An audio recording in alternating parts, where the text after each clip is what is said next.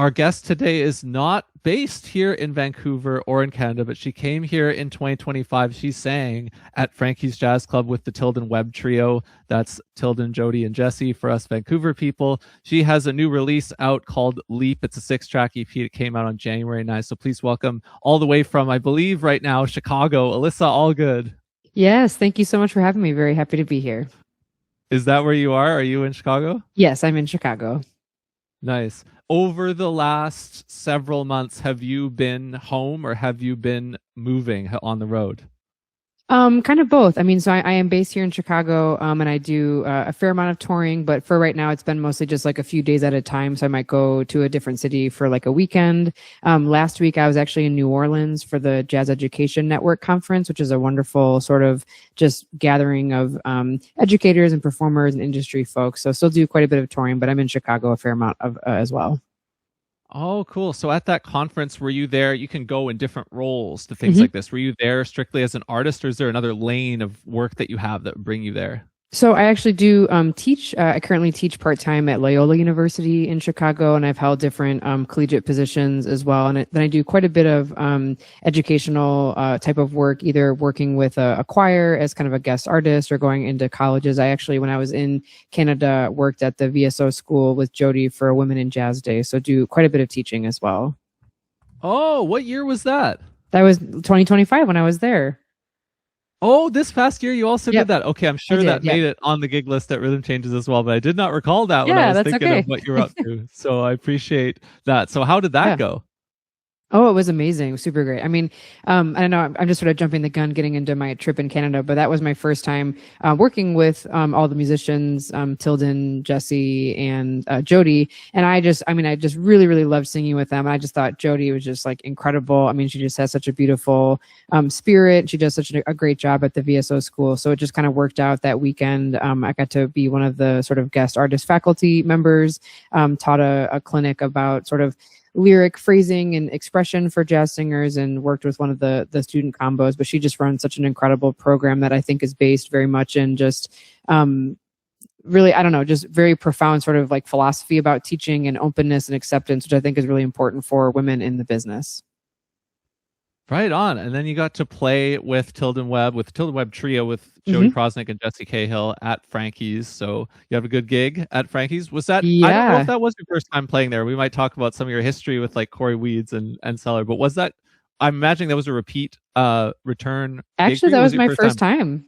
That was my first time. Yeah. So I had recorded 2 albums on Corey's label back in like 2018 and 2020, but it never worked out to sort of come out. I did do the Shadwell Center for the Arts, I think in maybe 2019. But this is my first time performing at Frankie's. It was incredible. It was sold out both nights, which was amazing. The crowd was just so responsive, and the musicians were really great. You know, I love both sides of what I do. I have a band that I work with regularly in Chicago, and there's something really beautiful about having the kind of musical chemistry of people you work with closely. So that is beautiful. And then there's also the other side of like going into a new city and working with a new band. And I always really appreciate, especially because I'm also doing some original music and some arrangements of jazz standards, sort of seeing and hearing how different artists sort of bring their own thing into that. And I'm always amazed that it just, you know, pretty, and then that's also a working band that I was able to sing with when I was in Vancouver. But I'm always really amazed that the music can just sound and feel really good right away with new people, and that is very exciting to me.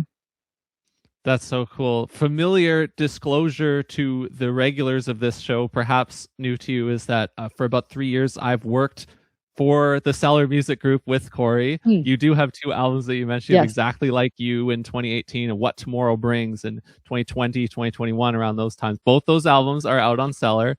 I work on the Jazz at the Bolt Festival, which is coming up in about a month right now. So that's right. You also did come and play at Jazz at the Bolt. So these are all references that I am swimming in every day. And it's great that you are not only in what is now the back catalog of Cellar music, but that you're coming back, you're playing at Frankie's for the first time with like our finest swinging local trio, and then you get to have that experience. It's really cool crossover. Yeah. Thank you so much. Yeah. So about the music of those 2 albums and the people, it seems like, and talking about Leap as well, it seems like that's 3 very distinct bands that you've had. And it's a long period of time now too, but maybe we could talk about your most recent band. So on Leap, you have a rhythm trio, and you also have Victor Garcia on trumpet. You have Julius Tucker on piano, Ethan Fillion on bass, and John Deidemeyer on drums.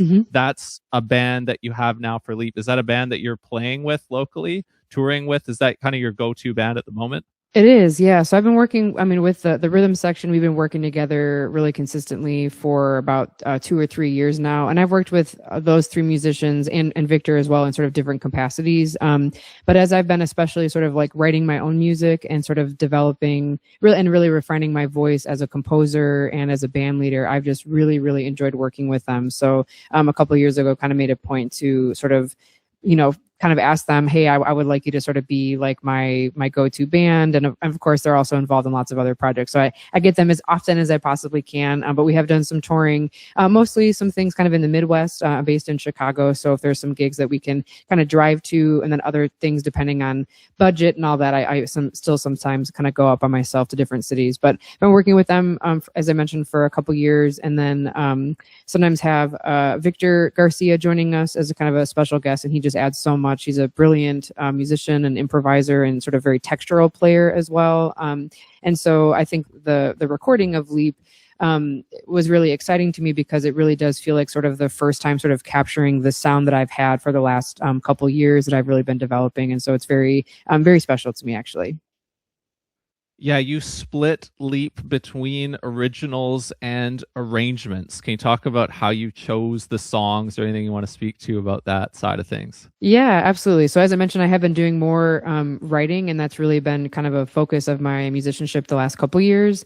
I actually am getting ready to record my next album, and that'll be actually all originals, which I'm excited about. But I still think it's important as I'm, developing my name as a composer, it's still important to sort of include things that people already sort of recognize for one. And I will always love singing the Great American Songbook, right? That is like, as a jazz singer, that's where we sort of cut our teeth in learning how to sing a melody, how to write a melody, how to express and those kind of things. So I wanted to include those 3 standards. I think they also sort of match the theme of the album. So Leap is really about this idea of sort of the risks that we take in life and love, ways that maybe we hold ourselves back from those moments, and then sort of celebrating when we finally do sort of take a leap. And so I feel like the 3 standards that I included kind of match that. And I also just like the arrangements that I have. I thought they're beautiful treatments of it, something just like slightly different that I hope people enjoy hearing a sort of fresh take on those things too.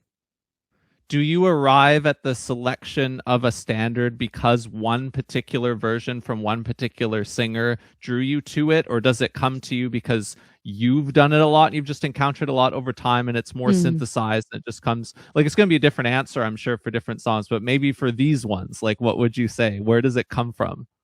Yeah, well, I guess I'll go through each one. So the 3 standards I recorded are Devil May Care, and that one has been recorded by many vocalists. For me, that's one I love to do live. I actually performed that when I was in Vancouver. I have a kind of a, I don't say it's a crazy arrangement, but there's like some different kind of hits and a couple little reharm things, and it's just sort of an exciting take on a song that's been recorded in that kind of style. So it's up-tempo swing. And for me, I love to improvise as a singer, and I really love just feeling like I'm another musician, another instrument on the bandstand. So when I'm improvising or singing, I feel like I'm just really like getting in there in the music, just like my instrumental counterparts are. So Devil May Care is definitely a song where I feel like I just get to throw down a little bit when I sing that one live. So I wanted to record that because I've been enjoying performing it live. And there's also kind of paying homage a little bit to the great singers who have recorded that particular tune. The other 2 songs, I'm Old Fashioned. I mean, that's been recorded by just about everybody. I think it's a beautiful song. My version is, I changed it, put it into a 3/4 meter, and I also did a little bit of some kind of reharming. And I think it's a kind of a light, lilting sort of expression of that song. So I think, again, that one kind of both. I sort of think I really like the arrangement of it. Again, sort of a different treatment. And again, it's been recorded by so many wonderful folks. The one that's probably the most different is I've Never Been in Love Before. That one's done usually, sort of medium swing. Mine is a straight 8th, totally different chords, really, really different feel, a little bit more, I wouldn't say aggressive, but sort of maybe more energetic in a different way. And so for me, that was fun. I really like that the idea of that song, which starts off, if you hear the title, I've never been in love before, you're probably like, oh, that's probably sad. But it's really about the sort of magic of finding someone for the first time and just kind of how exciting that can be. So my arrangement is trying to bring out the sort of magical, sort of exciting feeling of that. I love that, because that I cite as my personal top, or it's like in my top 3 for sure, but I would say it's like my favorite jazz standard, and I appreciate your version a lot, because it really kind of gave me a fresh view on it. I wrote like a unison bebop style melody on it, and I play it. I haven't recorded this tune yet, but I have a version called Spirit of BC. I don't know if you ever took the ferries. Did you ever take BC I ferries? did. Yeah. I did, yeah. I met my spouse on the ferry to Victoria. Aww. And so I wrote over that tune. I wrote a tune called Spirit of BC, because that was the name of the ferry that we were on, the Spirit of British Columbia. Oh, that's so sweet. But all that to say, I mean, I liked your interesting version of that tune. Yeah, for sure. Thank you. Thank you. Appreciate that.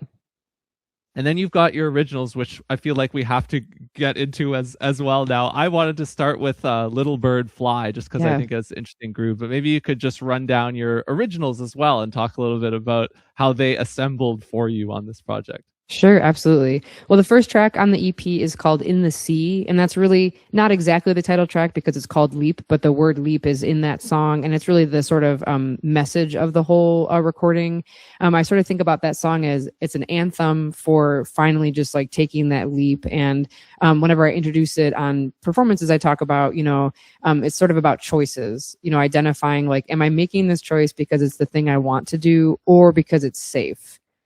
Sometimes, as a musician, I can look back at my career and different things like, okay, maybe I was doing that because I knew that already, or it was comfortable, or it was safe. And as as being an artist, we're taking risks every day in terms of just putting ourselves out there financially, whatever the thing is. So for me, that's really about sort of exploring, okay, what is the thing I really want to do, and kind of just leaping into that. I was inspired to write that song after hearing Jo Lowry. She's a wonderful vocalist and composer. She has a song called The Bathtub and the Sea.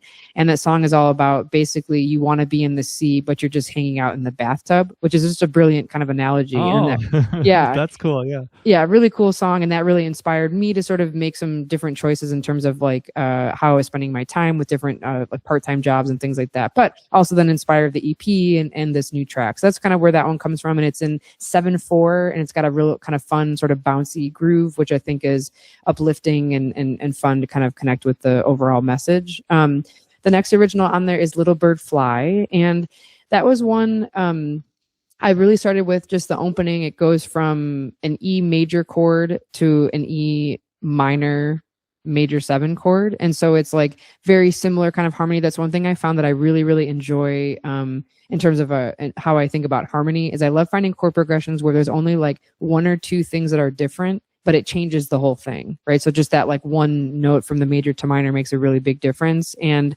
that particular song, I was inspired to write. I was talking with a friend of mine. We were sharing just some sort of struggles we had both been going through, and she said, even with weight, you can still fly. And this idea that, whenever we maybe carry a burden at different times of our lives, or we're facing adversity, which we all do in different degrees, in different ways, that we can still make that choice to move forward. And so I hope that song, as people listen, it really feels like a plea to just keep going. And I think that at all points, we all kind of need that reminder. The final, and the groove of that is, sort of modern straight eighth, gets a little bit in just kind of a backbeat, and then the last song is just fully kind of a backbeat, not exactly R&B, but kind of gets into that, and that one's called In My Way, and that's a song that I wrote about the inner critic. So some people might listen to it and be like, oh, it's about a relationship, but it is a relationship, but with yourself. So that those voices that maybe tell you that you shouldn't do this thing because it's not going to go well, or the kind of doubt that we have, and I've certainly deal with that. I still deal with that, right, in different ways. It's about kind of identifying, what?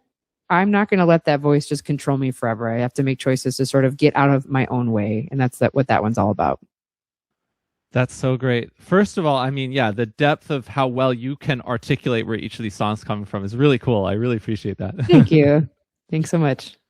I guess the other thing is like, it's great to have the context on each of the 6 tracks. Even a short project can have such a variety of things behind it is one thing, but also like it would be easy and reductive to be like, oh, the originals are like the modern tunes and then the standards are the less modern tunes. And like, yeah, if that's all you knew, you could make that observation. But Sure. you know, the intent wasn't to do that on your side. That's just kind of how it played out. Right. But you have found kind of different ways to approach each tune. You didn't necessarily set out to write your own tunes and have them be the quote unquote like contemporary sounding ones. No. Definitely not. And I'll also say that's important for anybody who's going to be listening who maybe does write or is thinking about writing. I think that it's really important in the writing process to not go in saying that the thing that you're working on has to be this thing. And it's really important, I think, to allow yourself to write, to create, to check out different music, to just be open to what it will then end up being versus sort of setting any sort of predetermined box, because it's hard to make something happen in that box. Yeah, no kidding. And now I just want to jump back quickly to the Cellar albums for sure. And just in broad strokes, we could say like of the cast of people who joined you on each of those records, is there anybody you want to highlight or point out as like longtime collaborators or people you see often in the Chicago jazz scene or people you've played with in different configurations? Like who are some of the collaborators in the past in general that you would want to highlight right now that you've recorded with and that you've worked with beyond the people who are on Leap? Yeah, absolutely. You know, both projects are very, very different. And I think the second of the two albums featured some sort of like stalwarts of the Chicago jazz scene. They've been around for a long time. That was Mike Alamana on guitar, Dennis Carroll on bass, and George Flutis on drums.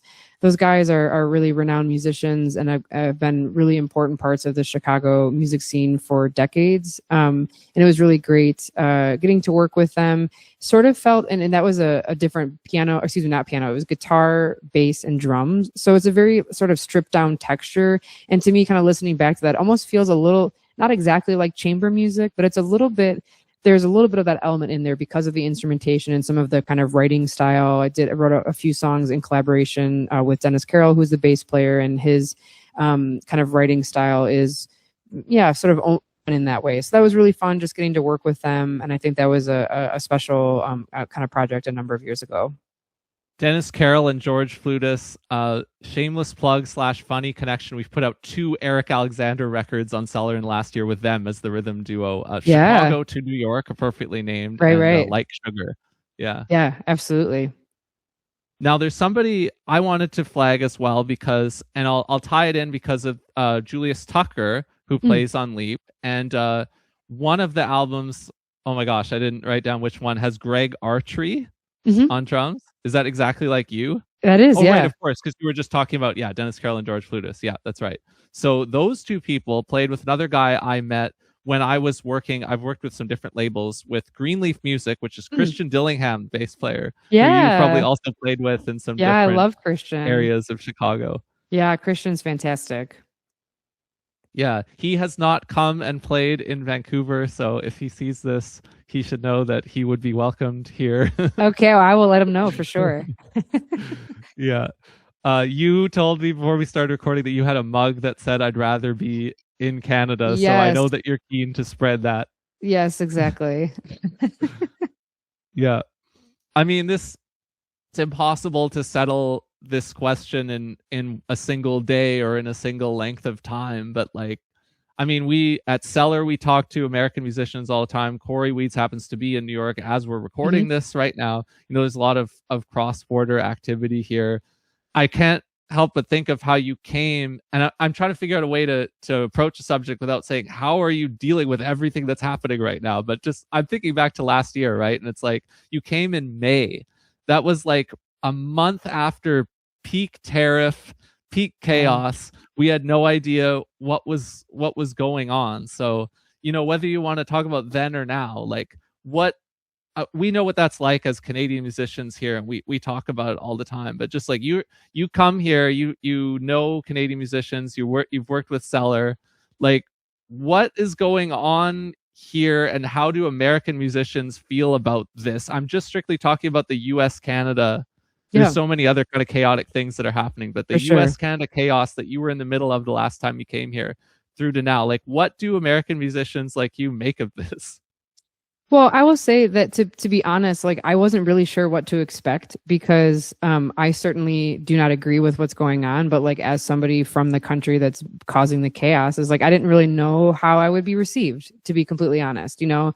And my experience was nothing but kindness and like understanding. You know, I had lots of really nice conversations with people about it, and I think that some of the conversations from the Canadian musicians are just like sort of, we feel bad for you and like in the country and kind of what's happening, and that it's hard and it's sad to see this relationship that's been so important for so long be just completely tarnished and ripped and all those things. So for me, I was incredibly grateful for just everyone's sort of generosity, and that knowing that I could come to this new space in this country and not have what's going on be a reflection of who I am just because I'm from here. So that was really important for me. And again, I just felt very gracious with that. I also had some conversations with people who were very vocal about their discontent and, you know, anger about what's been going on, not directed at me, but towards, you know, the administration. And we had some good conversations about that too. I will say that, you know,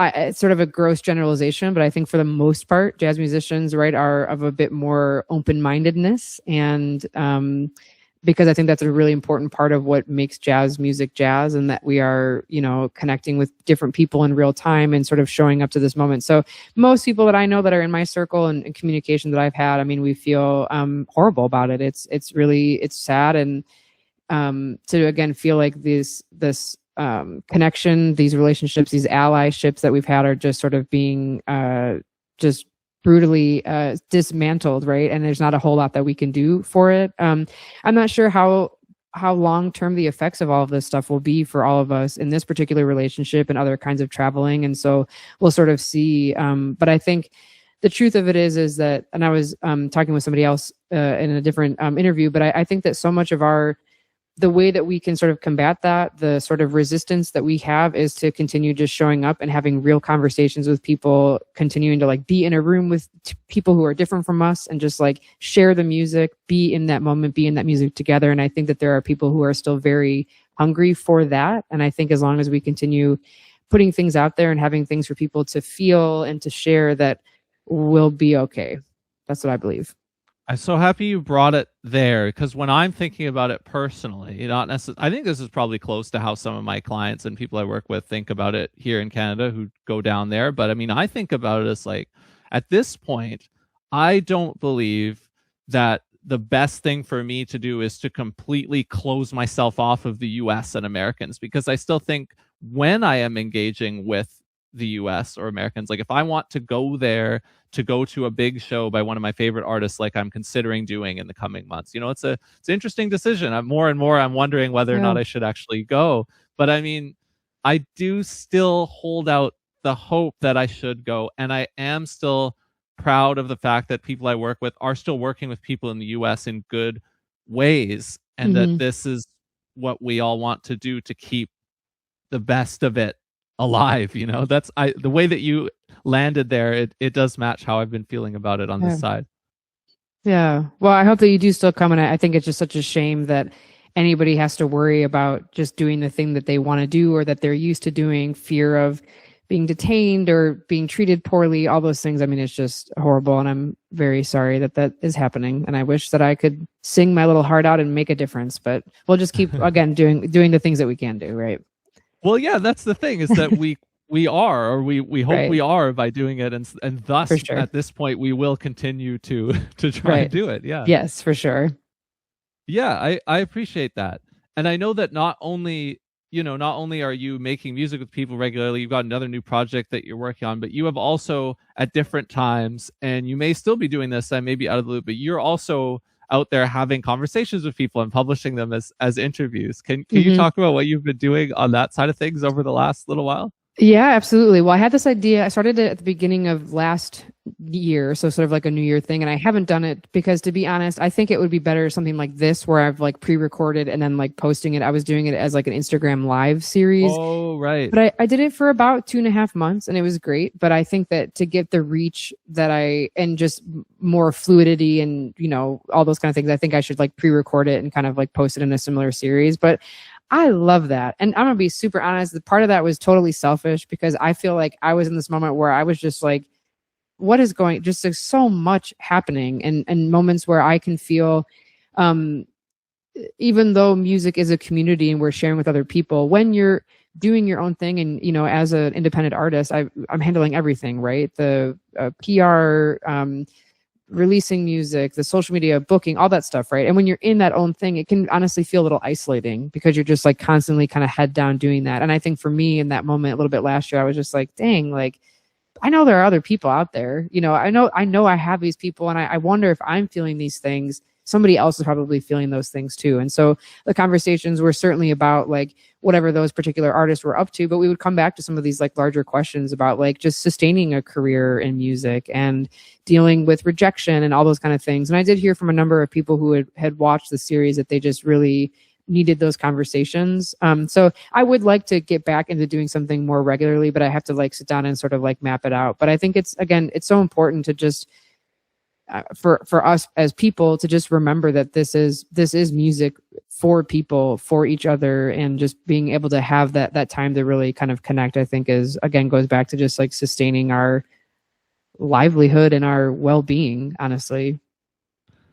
I would love to ask you kind of a meta question about how you prepared for these things, because now that we're wrapping it up, we've already addressed the music and the heavy stuff. You know, I'm very curious about this. You mean just like when I would be interviewing people?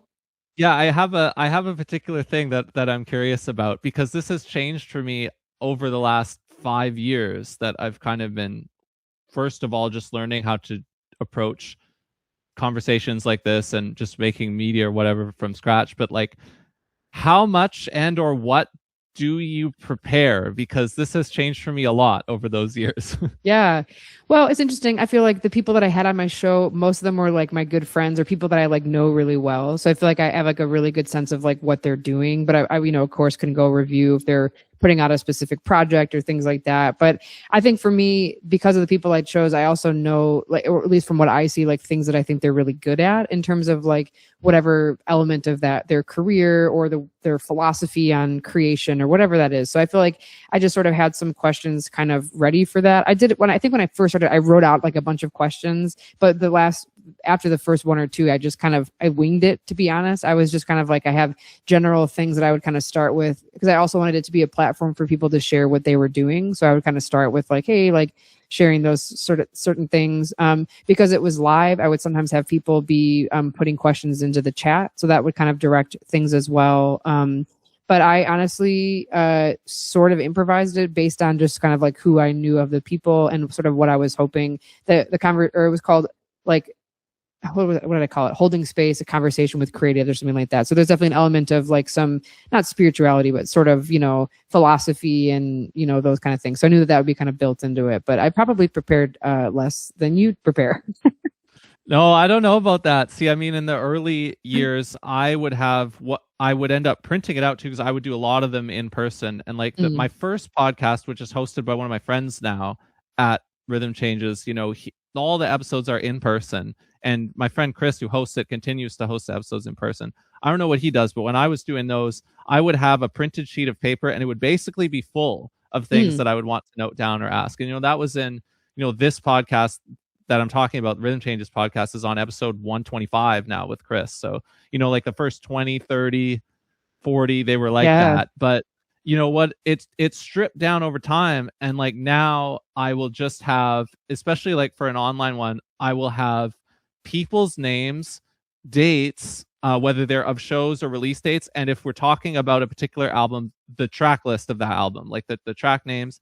And that's basically it. I won't have that much else. Honestly, if I'm doing an in-person one, I will have just that, like a couple of those, and that'll probably be it. And then, you know, specific questions, I am not really preparing whatsoever at this point. But I do want to have the like actual facts I Sure. want to have them at hand, and then that tends to get me through it. I've learned that getting through the conversation without having to steer it as much has been better. But yeah, it's a multi-year thing of like trying to get a feel. It's only based on feel. It's art, not science, right? Yeah. Yeah, absolutely. I think that's great because even like our conversation today, I know there were like specific things, we had sort of chatted at the beginning that we'll chat about, and then we just sort of went into it naturally. So I think it's also like just speaks to like exactly, it's sort of an art and it's improvised, just like as if we were on the bandstand. Yeah, and I can immediately grasp from you that you bring a high level of thoughtfulness and preparedness, so I can trust in that, and how I approach it. For sure. The last thing I wanted to ask you is like places, venues in Chicago, for somebody like me who's never been there, doesn't know anything. I have one name of a place floating around in my mind, which is the Green Mill. If you had to ask me what's a Chicago venue, that's all I got. So can you wrap us by telling me about some of the places that you play or that you go to in the Chicago jazz scene and what they're like? Yeah, absolutely. Well, the Green Mill, I definitely think is like the most iconic. I actually live about a mile and a half from there, so I love to go kind of hang out there. The Green Mill is really interesting because it's super iconic, but when you walk, and I think one of the reasons when you walk in, it's never really been updated. So I don't mean that it's a dive bar in any sense. It's a beautiful club, but it is got that like, there's a little bit of grit in it. And I think there's something very Chicago about that. So you can hear, they have regular Chicago musicians there from Sunday through Thursday. And then they have different like national or kind of touring artists on the weekend. And that's really great. That's in the Uptown neighborhood, which is on the north side of Chicago. I perform the first Sunday of the month at Winter's Jazz Club, which is a little bit south from where the Green Mill is. That is, I would describe as a very posh club. It is like beautifully designed. And it's interesting because there's the stage kind of comes out and there's seating like all around the stage, which is really nice. And I perform there with a saxophonist named Chris Madsen, and we do different sort of songbook themes. And so that's really fun. And they have a lot of really great local musicians there as well. I also perform regularly at the Jazz Showcase, which is in the South Loop. The Jazz Showcase, again, is very, very iconic. They've actually moved around a couple different times throughout the city, but they're going on their 76th year of being a jazz club in Chicago, which is pretty darn amazing. That space is really, really cool because all over the wall, they have these beautiful like black and white photos of different artists who have played there. And then the stage actually behind is just a huge portrait of Charlie Parker. And so that's really great. A little intimidating the first time I played there because it's like you just feel him, like his spirit is like literally like looking down at you. Like you better play this changes. So that's really cool. And I've done a number. They do residencies like Thursday through Sunday. So you could do, it's like 8 sets throughout the whole weekend. I've done a number of those. And actually a cool little thing was last year, I actually got my photo added to the wall, which is really cool. So I made the wall of fame at the Jazz Showcase, which is really, really exciting. Those are the kind of 3 main clubs I play. There's also Andy's Jazz Club, which is really a great kind of tourist spot. That's the only club in Chicago that also has food. So it's a little bit similar to kind of Frankie's in that sense, kind of more of like a supper club, jazz club kind of vibe. And that's really great. There are some other venues, and I would say those 4 venues, I would say probably program the most straight ahead kind of music. But then there's also some smaller venues that do more experimental or like avant-garde or kind of modern music. That would be like Hungry Brain, Constellation. There's a couple smaller ones. Lemon opened up recently. Clara. Lots of really great stuff, and lots of what I think is amazing about Chicago is that there's so much great music and also very different styles of music all happening here in the city. Constellation, right? I've heard of that too from the Greenleaf Dave Douglas world. Yep. Yeah. It's a beautiful venue. Did you go and see any shows when you were visiting Vancouver at any Vancouver venues? I didn't actually. I was in Vancouver for, I think, 3 nights. I played twice at Frankie's, and then I taught at the VSO School, and then I actually took the ferry over to Victoria, and I did a concert there, and then I was there for a couple of days, and then I also played at Yardbird Suite. So I did like a little bit of a kind of a tour there. But you're right, I totally didn't go when I was in Vancouver to go hear some more things. Right, so I'll give you one for your next time. Is you got to complete the downtown circuit there because you've already been up to the VSO School and obviously Frankie's. We got to go to Tyrant Studios, the 70 plus year loft space above the historic Penthouse nightclub in Vancouver. They present there several nights a week now, and it's a small place, and they don't have food, unlike Frankie's, but that place is quite a vibe. It always sounds really great. So next time you're here, come check it out at Tyrant Studios would be my recommendation. Cool. Thanks for the recommendation. I'll definitely check that out. Okay, so I will, depending on your answer to this fun one, I will either cut this or adjust this. If your answer is yes, you already know why I'm asking you this. Are you a Chicago football fan? Oh, absolutely. Bear down. Good. Okay. We're talking was it yesterday or the day before the big comeback victory against the Packers? They won 2 days ago, and I was, as I mentioned, in New Orleans for this conference, and I watched it with a bunch of people I'd actually just met at the conference, and there was 2 Packers fans and a bunch of Bears fans, and we had a really good time, especially because we won. Awesome. So I will now say a bunch of stuff that will be out of date. You can see what actually happened by the time this airs, but I am a Houston Texans fan. So tonight we're on against the Steelers. We will see how far the Bears go. Yeah. And we'll check back later. Sounds great. I want to thank you for talking with me and for being game to address the cross-border of it all in an eloquent way. And I missed the chance to get to hear you, but I hope that I get another chance soon. And I hope that I can come to places like Chicago in the near future. I wish you all the best with playing and teaching, and it was really nice to meet you here, this being our first conversation. So thanks again, Alyssa. Yeah, thank you so much. I really enjoyed talking with you, and I appreciate you having me on.